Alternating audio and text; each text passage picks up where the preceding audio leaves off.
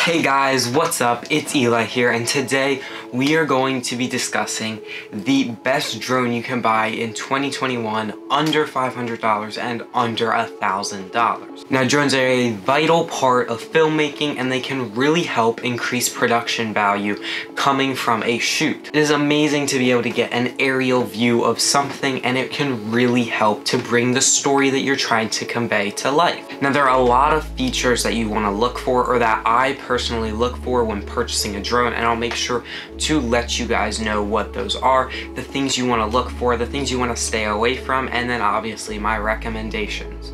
So without further ado, let's get straight into the video. Now, starting off, we are going to be talking about the best drone under $500. Now, $500 is a great price range for a drone because you're not spending a ton of money, but you can still get your money's worth and still get 4K video like you're about to see. Now, I want you to try to guess the drone. I'm going to read off some specs. So first off, it weighs 430 grams. It's 183 by 83 by 49 millimeters when folded up. So it unfolds and it folds out like most modern drones do.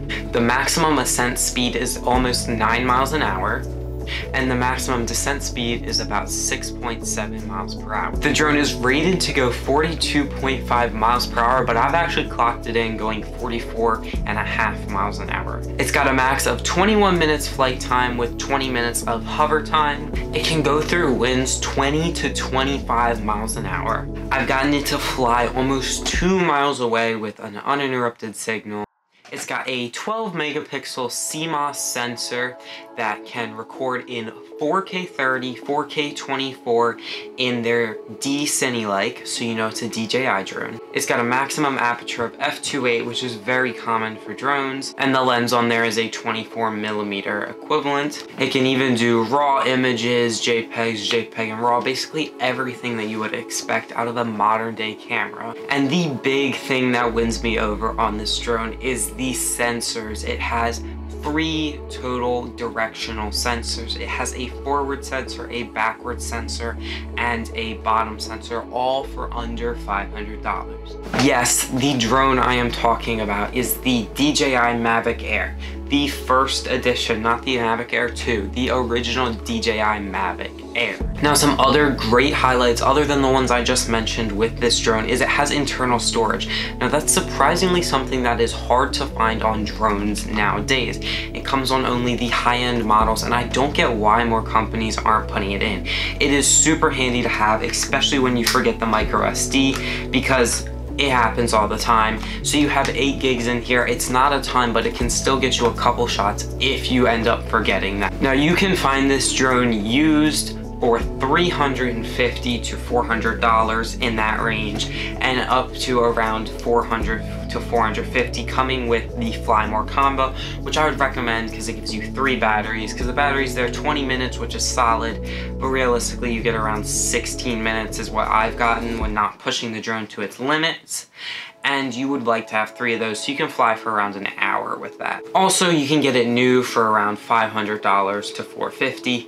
But again, I would recommend buying it used because as long as the owner hasn't crashed it, they're perfectly fine to buy used. Now again, the main reason I would recommend this drone over the DJI Mavic Mini, the Mavic Mini 2, which I've both flown, is mainly the sensor. The amount of times the sensors have saved me is kind of unbelievable. You wouldn't expect it. I'm not the worst drone pilot in the world. I would not consider myself an amazing drone pilot, but I would consider myself intermediate to advanced, rarely crashing, but I do fly close to objects very often, and the sensors help a ton. It has gotten me out of sticky situations so many times than I can count, where I am flying and I lose signal a little bit and the drone is heading towards something because I'm trying to fly through something like a bridge or something, and the sensors save my life. So obviously it has 2 here on the front, 2 here on the back, and 2 here on the bottom. Now, I'm not going to go into too much depth about the drone itself.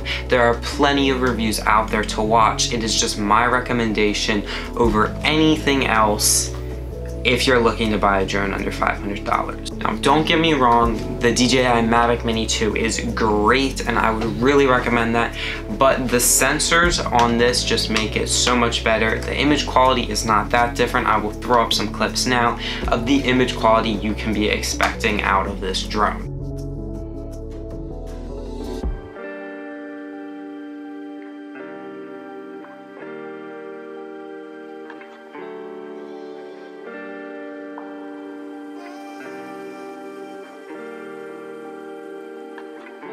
Alright, and now for the $1,000 price range. Now this is a bit of a trickier price range because again, there are so many options in this price range. I really recommend you look around. You have the Mavic Pro, you have the Mavic Air 2, you have the Mavic Air 2S, but the drone that I would recommend the most has a 1-inch CMOS sensor, can record 10-bit D-Log video, 4K 60, 4K 30, 4K 24, all the goodness. I absolutely loved getting to use this drone once, but I currently do not have it with me right now. That drone is the Mavic Air 2S. Again, like I said, great drone. It came out fairly recently. It's even got 5.4K in 24, 25, and 30 frames per second.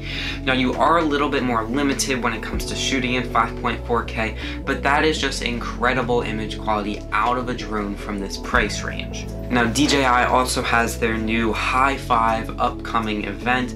Now I expect something like the Phantom 5 will come out due to the High 5 name, but I am thinking that the Mavic Pro 2 will also drop in price, and the Phantom 4 Pro and the Phantom 4 Advanced. So if you are interested in those, expect a price drop in the used market if you are looking into that, but I would still recommend the Air 2S. It is just incredible what you get in a small package.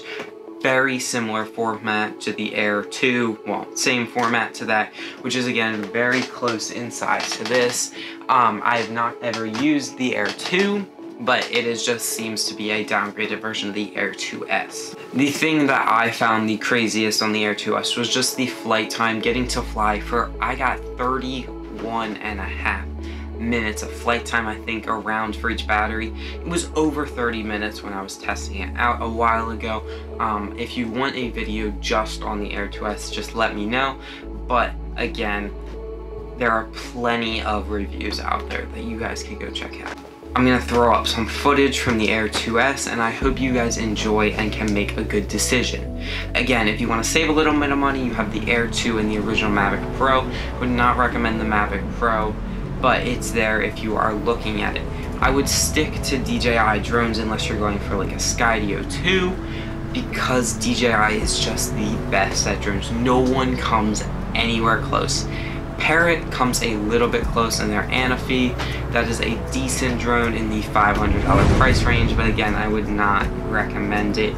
The gimbal, I had some issues with it, and I just had a couple issues with it. It's a bit quirky, the software, and it's just a little bit like not smoothed out at all. Alright, well, thank you guys for watching, and I will see you guys all in the next one. If you have any questions, comments, or anything, any questions about the drones themselves, what should you buy, just leave them down below. Also, you may notice the 100 to 400 back there. I will be putting a video out on that for Sony APS-C.